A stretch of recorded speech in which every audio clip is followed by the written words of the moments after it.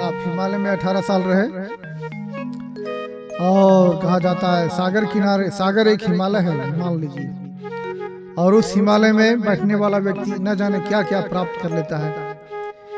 ये तो भगवान ही जानता है और वह साधक जानता है। तो ज्ञान के आज हम 3 और सूत्र, 3 मोती और आपको बताएंगे। मानव जीवन का 3 महासूत्र। चिंतन में सदचिंतन हो, वाणी में मधुरता हो, कर्म में निष्काम कर्म हो। जो हम विद्या वही जो आचरण में लाई जाए, विद्या वही जो आचरण में लाई जाए। विद्या हमारे पास है, बहुत हम पढ़े लिखे हैं, बहुत बड़े विद्वान अपने आप को समझते हैं, फिर भी हम गलत चिंतन करते हैं, गलत कार्य में लगे रहते हैं। गुटखा, पान, बीड़ी, सिगरेट ये सब खाते हैं। कहा जाता है उनके लिए परमात्मा ने बहुत कुछ प्रदान कर दिया है, फिर भी हम गलत चीजों को सेवन करते हैं। गलत चीज हम देखना चाहते हैं और गलत चीज ही हम सुनना चाहते हैं। इसमें आप ऐसा कदापि न करें। आप विद्या के अनुसार आप विद्वान हैं और विद्या वही जो आचरण में ले जाए। विद्या को आप अपने आचरण में लाइए। अच्छा जो आपका ज्ञान है, जो मस्तिष्क में जो भेजा में भगवान ज्ञान दिया है, उसको आप उजागर करें, उसी के अनुसार आप कर्म करें, तो आपका जीवन धन्य हो सकता है। तो विद्या वही जो आचरण में लाई जाए, धन वही जो उपकार में लगाया जाए। अगर हमारे पास धन है तो उसको उपकार में लगा दें हम। अगर कहा जाता है धन का 3 गति होता है, दान, भोग, विनाश। आपके पास धन है तो उसको दान में दिया कीजिए, लोगों को दान दीजिए। या तो फिर उसको आप भोग करेंगे यानी उसका गलत सेवन करेंगे, जैसे तैसे सेवन करेंगे। अगर खाना है सात्विक तो गलत चीज खाने लगेंगे, पैसा के बल पर, माया के बल पर। तो आप दान भोग करेंगे और भोग के द्वारा क्या होता है, आप विनाश में चले जाएंगे। आपका विनाश होगा, धन का होगा और आपका भी होगा। तो धन के 3 गति है, दान, भोग और विनाश। तो हम धन का उपयोग जो है वो समाज सेवा में लगाएं। हमारे पास ज्यादा धन है तो उपकार में लगाएं, तो हमारा धन वास्तविक कहलाएगा और एक अच्छा मार्ग में चला जाएगा। धन वही जो उपकार में लगाया जाए, मन वही जो लक्ष्य में रमाया जाए। हमारा मन जो है वो हर समय लक्ष्य में रमा रहना चाहिए। आज हम कभी कुछ सोचते हैं, कभी कुछ सोचते हैं, इस तरह से कहीं कुछ नहीं हम कर पाते हैं। कहा जाता है घड़ी का पेंडुलम हिलता भर है, कहीं नहीं पहुंचता। समझ गए? उसी तरह से हम आज तरह तरह के सोचते हैं और फिर तरह तरह के थोड़ा थोड़ा काम करके उसको छोड़ देते हैं, नहीं कर पाते हैं। तो हमारा एक लक्ष्य होना चाहिए। अर्जुन से पूछा गया तुम्हें क्या दिखाई दिया? सभी भाइयों से बारी बारी पूछा गया, सभी ने तरह तरह के उत्तर दिए कि आप दिखाई दे रहे हैं, पंछी दिखाई दे रहा है, एक वृक्ष दिखाई दे रहा है। तो कहा चलो तुम्हारा हो गया। फिर अर्जुन का बारी आया। अर्जुन से पूछा गया तुम्हें क्या दिखाई देता है? तो अर्जुन ने बोले कुछ नहीं, हमको सिर्फ पंछी का आंख दिखाई दे रहा है। तो कहा मस्त, तुम्हें इसका भेद कर सकते हो, लक्ष्य भेद नहीं कर सकता है, क्योंकि लक्ष्यवान को सिर्फ लक्ष्य ही दिखना चाहिए और इधर उधर का कुछ नहीं दिखना चाहिए।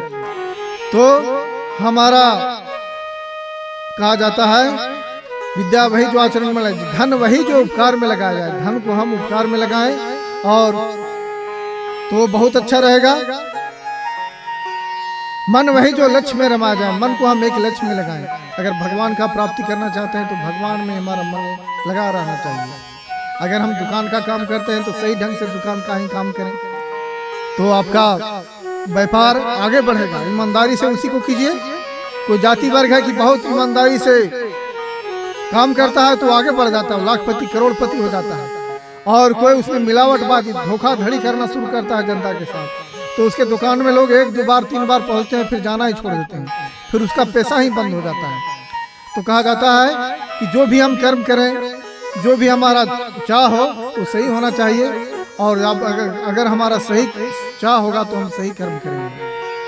तो ये जो है महान उपदेश है। ये 3 सूत्र आपका जीवन का एक महत्वपूर्ण सूत्र है।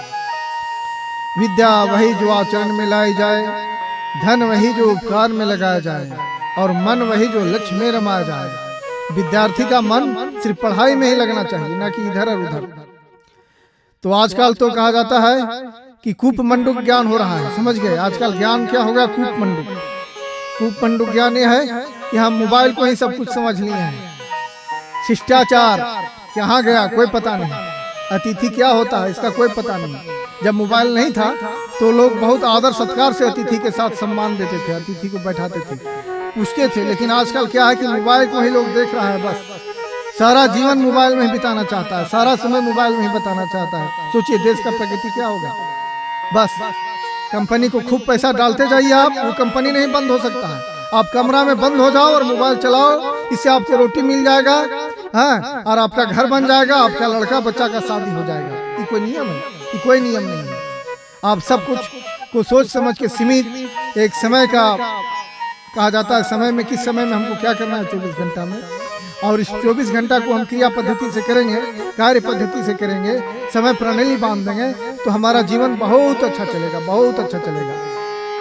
सबके लिए परमात्मा ने 24 घंटा ही प्रदान किया है। कोई 24 घंटा के अंदर ही विद्वान हो जाता है, कोई संत हो जाता है, कोई महापुरुष हो जाता है, और कोई इसी 24 घंटा के अंदर कोई जेल चला जाता है, कोई मर जाता है बहुत जल्दी, अल्प समय में मरता है। इसका क्या कारण है?